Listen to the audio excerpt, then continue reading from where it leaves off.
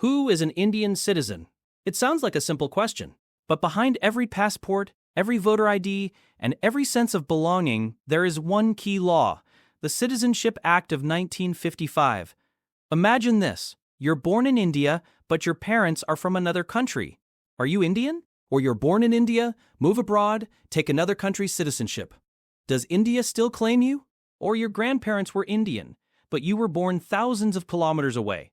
Do you have a right to call yourself Indian? Today, let's unpack how India legally decides who belongs. Here are the 5 ways to be an Indian citizen. Door 1 is the most intuitive: citizenship by birth.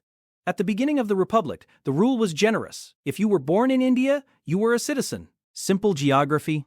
But concerns about illegal migration led to tighter rules. Today, being born in India is not always enough. At least one parent usually has to be an Indian citizen, and in newer rules, the other parent must not be an illegal migrant.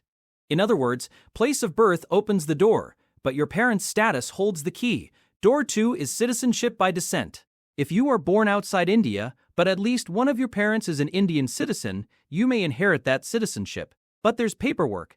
Your birth has to be registered at an Indian consulate within a set time, usually 1 year.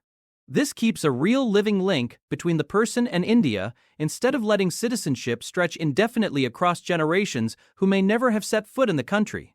Door 3 is registration. This is for people who are closely connected to India, but not automatically citizens.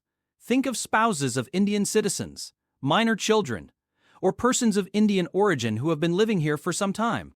They can apply to be registered if they meet residence conditions and are of good character. This door reflects a simple idea: if you build your life in India, the law can recognize that choice. Door 4 is naturalization.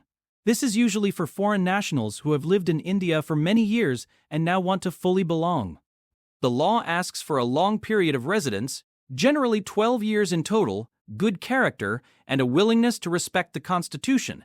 In some special cases, the government can relax these requirements. It's the door for those who didn't start life as Indian, but chose India along the way. Door 5 is rare and historical: incorporation of territory. When a new region becomes part of India, the people who live there can become citizens through government orders.